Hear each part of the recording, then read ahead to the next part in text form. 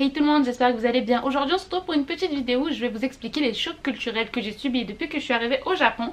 Si vous ne me suivez pas encore, moi c'est Stella, j'habite au Japon depuis quelques mois maintenant, je suis en échange universitaire.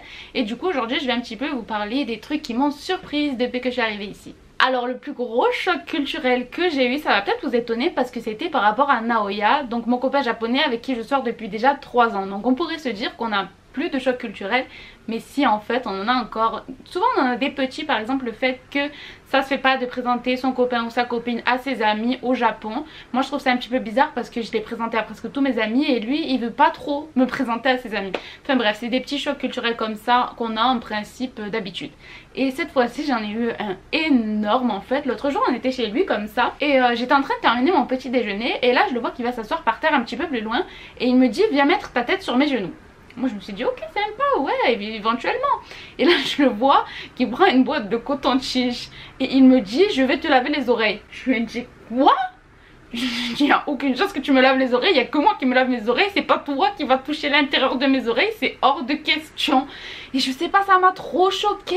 Et au final il a insisté, il a insisté, il a insisté et du coup oui, il m'a nettoyé les oreilles et ensuite il a fallu que moi je lui nettoie les oreilles et c'était extrêmement spécial comme situation parce que honnêtement je m'y attendais pas du tout. Et je sais pas, j'étais tellement crispée quand c'était lui qui me nettoyait les oreilles, j'étais tellement stressée quand c'était moi qui le faisais parce que j'avais peur de lui faire mal et c'était exceptionnel comme situation quand même. C'était vraiment le plus gros choc culturel que j'ai eu. Et en fait il s'avère que d'après ce que j'ai compris c'est un signe de tendresse en fait parce que c'est un truc que la mère fait aux enfants et du coup ça se fait dans la famille et ça se fait dans les couples et c'était un truc auquel je ne m'attendais pas du tout et je sais pas si je vais réitérer l'expérience parce que c'était quand même assez spécial, mais bon si ça lui fait plaisir, si c'est dans sa culture, des fois il faut faire des compromis hein. Enfin bref, du coup c'était le #1 choc culturel depuis que je suis arrivée ici et pourtant ça fait quand même 3 ans qu'on est ensemble, du coup j'attends les prochaines surprises avec impatience. Alors un deuxième choc culturel dont je voulais vous parler, ça va peut-être vous paraître un peu idiot mais c'est un truc que je ne peux pas accepter, je suis désolée, je trouve ça contre nature, je n'arrive pas à accepter les sandwichs aux nouilles. Je ne peux pas, je ne comprends pas et c'est pour ça que je pourrais pas vous en montrer aujourd'hui parce que je refuse catégoriquement d'en acheter, donc je vous mettrai une photo quelque part. Mais il y a tellement de sandwichs aux nouilles dans les combini, je ne comprends pas, enfin je sais pas, ça a pas l'air excellent, je trouve que ça a l'air absolument ignoble en fait et du coup voilà je comprends pas. Après peut-être que je devrais pas juger vu que j'ai jamais goûté, mais rien que le principe, enfin je sais pas, vous vous dites pas qu'il y a un problème, un sandwich aux nouilles? Enfin je sais pas, c'est comme si on faisait un sandwich au riz ou quelque chose comme ça. Enfin peut-être que j'ai dit ça et peut-être que ça existe le sandwich au riz, je sais pas, j'espère que non. Enfin bref, voilà, c'était mon deuxième choc culturel. Alors l'autre jour j'étais en cours de japonais et bien évidemment en cours de japonais on n'est que des étrangers. On vient un petit peu des 4 coins du monde et on discutait des différences culturelles avec la prof. Et la prof elle est venue nous voir et elle nous dit oui il me semble que j'ai entendu qu'en France, en Europe et tout, vous sortez pas boire après les cours avec le prof. J'étais là parce que c'est un truc qui se fait au Japon. Elle me dit ben oui, moi ça m'arrive souvent de sortir avec mes élèves après les cours pour aller boire un petit peu, se détendre, quelque chose comme ça. J'étais là ah bon. Et je trouve que ça, je sais pas, ça serait pas possible en France parce que j'ai l'impression que nous dès qu'on sort de cours en fait le prof il existe plus. Limite à moins que ce soit un prof hyper sympa, vraiment. Mais encore je crois pas que ça se fasse en fait. Moi j'ai jamais entendu personne qui soit sorti avec le prof après les cours, même qui fait quoi que ce soit avec le prof en dehors des cours en fait. Enfin je sais pas, dites-moi dans les commentaires si ça vous est déjà arrivé, mais pour moi c'était tellement une idée impossible à faire en France. Et du coup voilà, c'est pour ça que ça m'a surpris, petit choc culturel encore une fois. Et j'ai une amie japonaise qui m'a dit que oui ça se faisait souvent en fait avec son prof, elle sort souvent après les cours avec ses amis pour aller boire, se détendre etc. Mais elle m'a dit que c'est parce que sa classe est assez en petit effectif en fait, vu qu'elle est en cours d'espagnol, je crois qu'ils sont environ une dizaine et du coup ils sortent souvent ensemble. Mais elle m'a dit que les classes où les élèves sont plus nombreux c'est un petit peu plus compliqué, donc voilà, en principe les classes où il n'y a pas beaucoup de monde ça se fait il me semble. Un autre choc culturel auquel je m'attendais assez mais que j'apprécie quand même pas plus que ça, c'est la relation entre les senpai et les kohai. Donc je suppose que c'est des termes que vous avez déjà entendus si vous êtes un petit peu familier avec le Japon. Les senpai en fait ce sont les aînés et les kohai ce sont les juniors, quelque chose comme ça. En gros dites-vous par exemple que si vous arrivez au lycée et qu'il y en a un qui est en deuxième année, un qui est en première année, le deuxième année ce sera le senpai, le première année ce sera le kohai. Et en fait ça marche comme ça dans les clubs, donc ceux qui sont arrivés avant c'est les senpai, ceux qui sont arrivés après c'est les kohai. Donc j'y ai été un petit peu confrontée quand je suis arrivée à mon club et du coup j'ai demandé un petit peu l'avis des membres d'une copine à moi et elle m'a dit qu'en fait c'est pas possible de devenir amie entre kohai et senpai parce qu'il y a trop une relation de respect qui est instaurée en fait.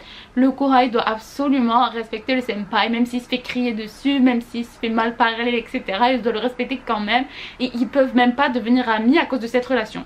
Et j'aime pas du tout, j'aime pas du tout ce principe. Je trouve que dans un club, enfin particulièrement un cercle où je suis, donc c'est un petit peu différent des clubs en fait, on y va un petit peu quand on veut et on fait pas des trucs hyper productifs non plus.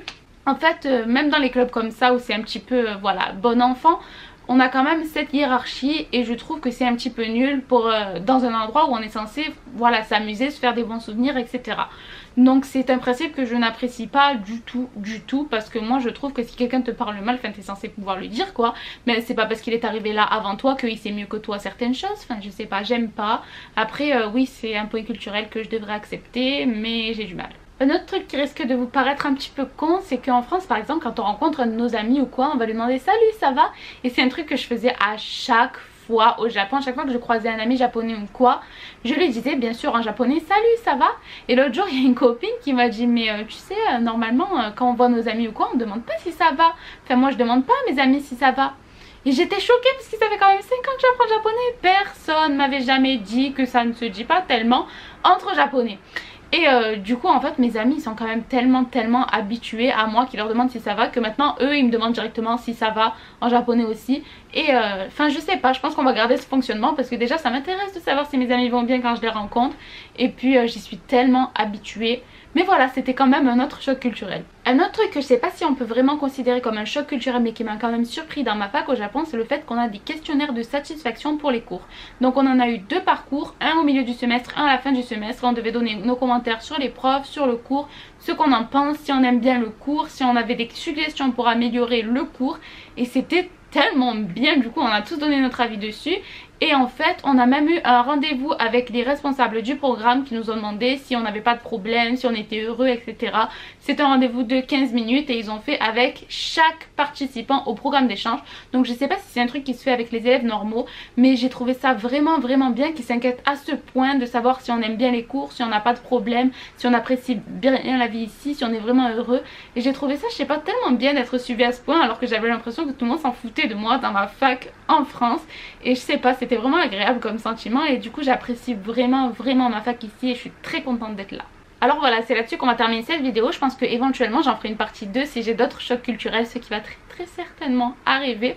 Mais enfin bon, n'hésitez pas à me dire si ça vous a plu, s'il y a des chocs culturels qui vous ont surpris autant que moi ils m'ont surpris, ou même si vous en connaissez certains, parce que perso ça fait quand même 4 fois que je viens au Japon, ça fait 5 ans que j'apprends le japonais, ça fait 3 ans que je sors avec un japonais et je les connaissais pas en fait.